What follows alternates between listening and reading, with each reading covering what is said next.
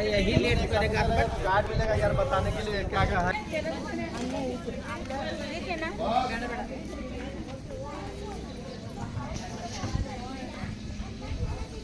रण पूजा के नेतृत्व में तैनात थी। ये सेना तीर भाले पत्थर चलाने में कुशल थी। यहाँ से 1 किलोमीटर की दूरी पर शाहीबाग है जिसमें मुगल सेना का पड़ाव था। मुगल सेना 18 जून 1576 ईस्वी को प्रातः सूर्योदय के साथ मेवाड़ की राजधानी गोविंदा की तरफ आगे बढ़ने लगी तो उन पर महाराणा प्रताप की सेनाओं ने आक्रमण किया और उनसे गुरिल्ला पद्धति से युद्ध किया। ये आक्रमण इतना तेज था कि जिससे मुगल सेना में भगदड़ मच गई। महाराणा प्रताप की सेनाओं ने मुगल सेना को यहाँ से 3 किलोमीटर दूर पीछे समतल क्षेत्र में जहाँ अभी खंगोर गांव है वहां तक खदेड़ दिया। इसी खंगोर गांव के पास बनास नदी के पास समतल मैदान में 7 घंटे का भयानक युद्ध हुआ। इस युद्ध में दोनों पक्षों से कुल 18,000 सैनिक मारे गए। जब ये युद्ध समाप्त हुआ तो वहां पर मानसूनी बरसात हुई और वहां पर कटी हुई लाशें और खून में पानी में मिलकर एक तलाई का रूप ले लिया। इतिहासकारों ने इस तलाई को रक्त तलाई का नाम दिया। इस युद्ध में ग्वालियर का एक पूरा राज परिवार जिसमें राजा राम शाह तंवर और उनके दोनों पुत्र थे शहीद हो गया। यही पर एक बगीचा बनाया हुआ है और जो इस युद्ध में शहीद हुए थे उनके स्मारक इसी बाग में बने हुए हैं। इस लड़ाई की विस्तृत जानकारी आपको एक फिल्म के द्वारा दी जाएगी। आप जब इस कक्ष में सब कुछ देख चुके होंगे तब ये फिल्म और लाइट व साउंड शो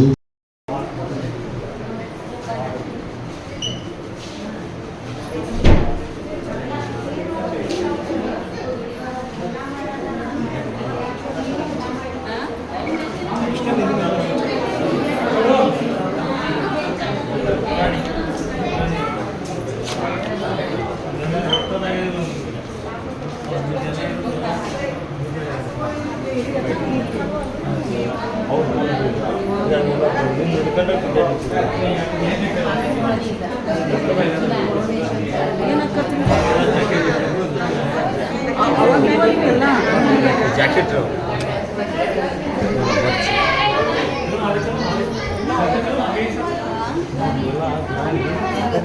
ಎಷ್ಟೆಲ್ಲ ಎಷ್ಟು ದಪ್ಪ ನೋಡ್ರಿ ಹೆಂಗ್ ಹಿಡಿತಿರೋರು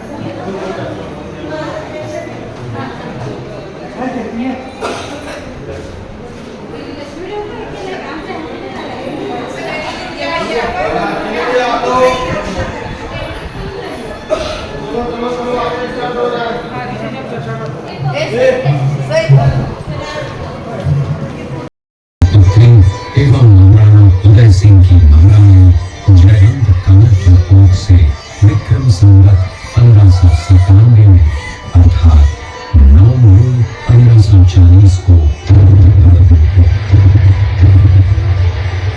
बाल्यकाल चित्तौड़गढ़ में गुजरा। सन 1567 में अकबर ने जब चित्तौड़गढ़ पर आक्रमण किया तो मेवाड़ के प्रमुख सरदारों और सेना नायकों के आग्रह पर महाराणा उदय सिंह ने चित्तौड़गढ़ छोड़ दिया। अपने देश, कुल, गौरव और मातृभूमि की मर्यादा के लिए प्राण न्यौछावर करने वाले योद्धाओं और लड़नाओं उनके जीवन का आधार बन गई। फरवरी 1573 को महाराणा उदय सिंह का देहांत हुआ। प्रताप की ज्येष्ठता और योग्यता को ध्यान में रखते हुए सरदारों ने उनको राजगद्दी पर आसीन किया। होली के दिन उनका गोविंदा में राज तिलक हुआ।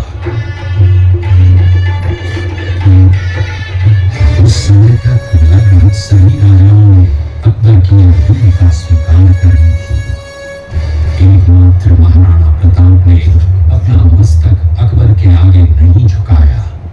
प्रताप मुगलों से लोहा लेने की तैयारी में जी जान से जुट गए। 18 जून 1576 की सुबह हल्दी घाटी और खमनोर के मध्य एक मैदान में ऐतिहासिक युद्ध हुआ। महाराणा प्रताप की सेना गोगुंदा से हल्दी घाटी पहुंची, जबकि सेनापति मान सिंह के नेतृत्व में मुगल सेना ने हल्दी घाटी के ठीक नीचे मैदान में अपना मोर्चा जमाया। मुगल सेना के हरावल दस्ते द्वारा घाटी में घुसपैठ करने के प्रयास की प्रतिक्रिया स्वरूप महाराणा प्रताप की सेना मुगलों पर टूट पड़ी। प्रताप के हरावल सैन्य दलों का नेतृत्व पठान हाकिम हासून कर रहे थे। हीरू राणा, जो राणा पूंजा के नाम से भी जाने जाते हैं, उनके नेतृत्व में भील आदिवासियों ने गोरिल्ला पद्धति से युद्ध करते हुए मुगलों के छक्के छुड़ा दिए। देखते ही देखते शाही सेना में खलबली मच गई। रक्त तलाई घोड़ों के टापों, हाथियों की चंगारों और तलवारों की झंकारों से गूंज उठी। चारों तरफ हाहाकार मच गया। युद्ध का घटनाक्रम अचानक उस समय बदल गया जब प्रताप ने अपने घोड़े चेतक को एड़ लगाकर मान सिंह के हाथी पर चढ़ा दिया और उस पर भाले से भरपूर बांध दिया। मान सिंह हौले में दुबक गया। हाथी से उतरते समय चेतक की एक टांग कट गई। इस स्थिति को भांपकर महाराणा प्रताप के हमशक्ल सेनापति झालामान ने महाराणा प्रताप से आज्ञा लेकर उनका राजमुकुट धारण किया। मुगल सेना झालामान को महाराणा प्रताप समझकर उन पर टूट पड़ी और झालामान शहीद हो गए। चेतक ने अपने स्वामी को 5 किलोमीटर तक 3 टांगों पर ही लेकर एक बरसाती नाले को पार किया। उसके पश्चात उसके प्राण पखेरु उड़ गए। इस युद्ध से महाराणा प्रताप के मन पर गहरा प्रभाव पड़ा। परिणाम स्वरूप उन्होंने मुगलों पर विजय प्राप्त करने तक राजसी ठाड़ बाड़ छोड़ने और पत्तों पर भोजन करने का प्रण लिया, जिसे उन्होंने जीवन भर निभाया। महाराणा प्रताप ने अपना सैन्य बल बढ़ाकर सर्वप्रथम अरावली पर्वत की घाटियों में बसे दिलेर पर चढ़ाई कर विजय प्राप्त की। इसके बाद कुंभलगढ़ पर भी विजय प्राप्त की। सिर्फ चित्तौड़गढ़ को छोड़कर सारे मेवाड़ को अपने अधीन कर लिया। कालांतर में महाराणा ने चावंड में अपनी राजधानी स्थापित की।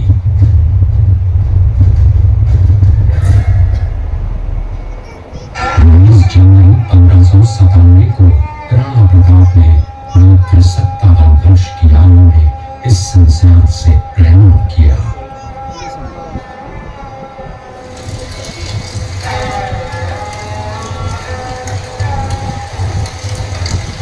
हल्दी घाटी का युद्ध एक सांप्रदायिक युद्ध न होकर आत्मसम्मान, मातृभूमि की स्वतंत्रता व स्वाधीनता का संघर्ष था।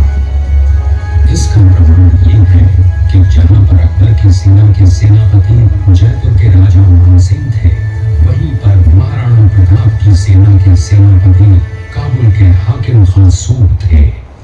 महाराणा प्रताप स्वतंत्रता की वेदी पर एक ऐसा अंगारा था जो आत्मसम्मान व देश गौरव के लिए दिन रात चलता रहा, धधकता रहा और अंत में बुझकर भी उसने देश में ऐसा लौह भर दिया जिसकी प्रखर किरणों ने भारत माता को गुलामी की जंजीरों से मुक्त कराने के लिए सदा प्रेरित किया।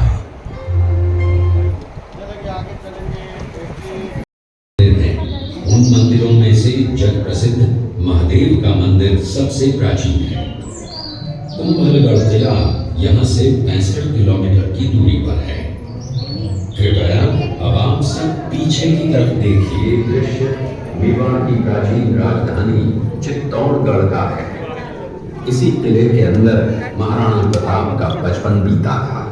इस किले की तलहटियों में महाराणा प्रताप ने अपने गुरु से शिक्षा प्राप्त की थी। ये किला 12 वर्ग किलोमीटर में फैला हुआ है। इस किले पर जब भी विदेशी आक्राताओं ने आक्रमण किया और उस आक्रमण में कोई भी राजा व सैनिक वीर गति को प्राप्त कर लेते तो उनकी पत्नियां वीरांगनाएं अपने सतीत्व की रक्षा करने के लिए जलती हुई अग्नि में कूद प्राणों को त्याग देती थी, जिसे हम जौहर कहते हैं। चित्तौड़गढ़ में 3 मुख्य बड़े जौहर हुए थे। प्रथम जौहर 1303 ईस्वी में रानी पद्मिनी ने 16,000 स्त्रियों वीरांगनाओं के साथ जौहर किया था, सिर्फ अल्लाउद्दीन खिलजी के कारण। दूसरा जौहर 1535 ईस्वी में गुजरात के शासक बहादुर शाह के आक्रमण के कारण रानी कर्मावती ने वीरांगनाओं के साथ किया। और तीसरा जौहर 1568 ईस्वी में जब अकबर ने चित्तौड़गढ़ पर आक्रमण किया, उसी समय रानी फूलकुंवरी ने 7,000 वीरांगनाओं के साथ जौहर किया। फिर भी अकबर का मन नहीं भरा और अंत में हजारों आम लोगों का कत्लेआम कराकर उन्हें मौत के घाट उतारा गया। इस किले में देखने योग्य विजय स्तंभ है, कीर्ति स्तंभ, मीरा मंदिर, जैन मंदिर, कालिका माता मंदिर, भामाशाह हवेली, कुंभाश्याम मंदिर, फतेह प्रकाश महल है। ये किला यहाँ से 140 किलोमीटर दूरी पर है। ये देखते हुए सभी अतिथि आगे की तरफ चले।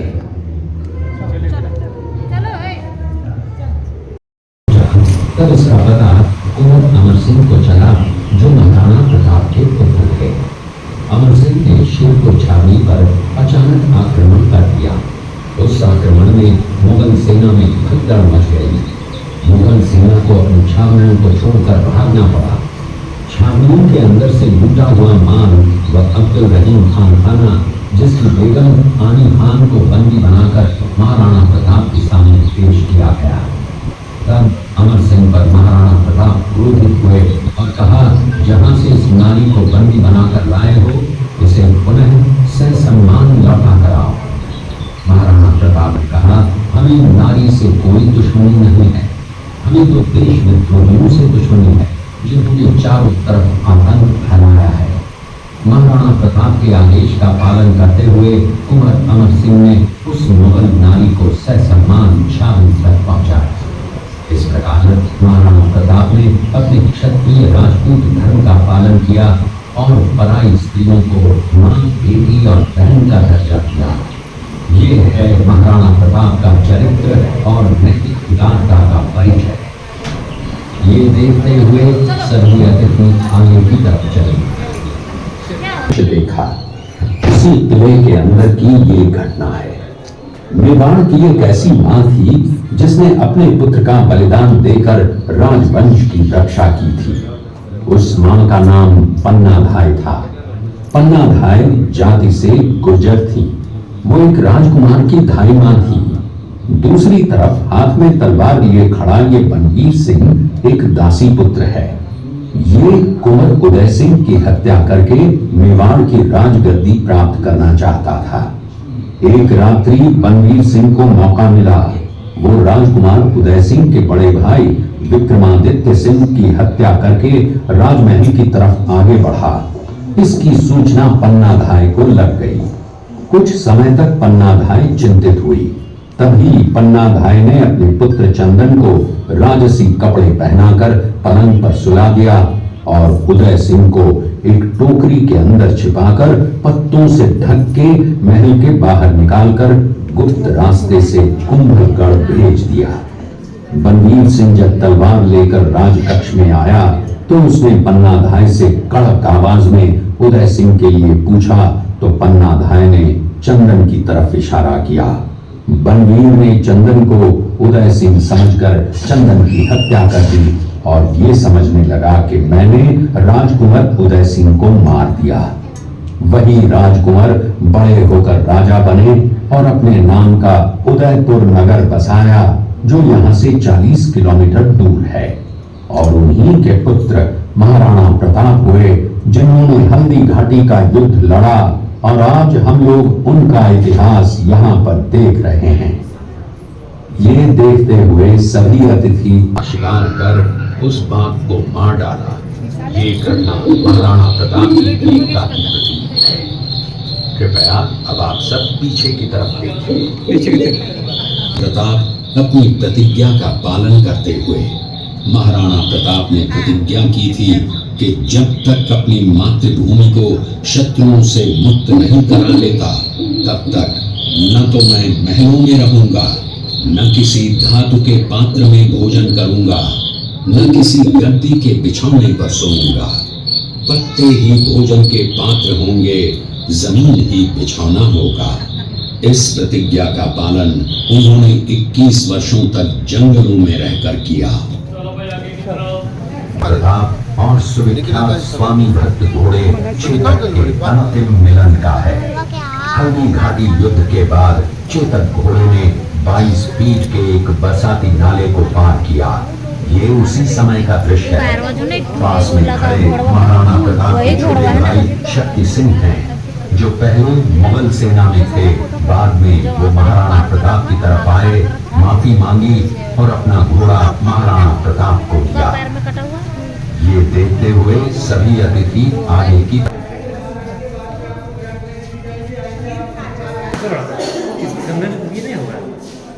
से घर में आप चलो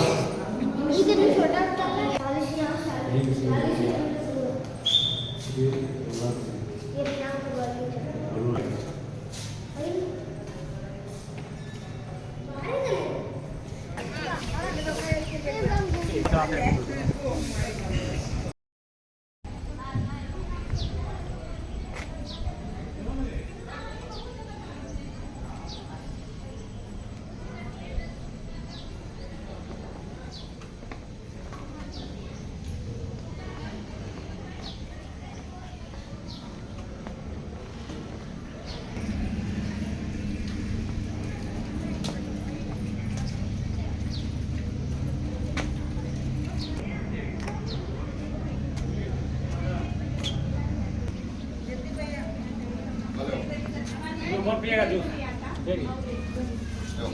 पिएगा बेटा।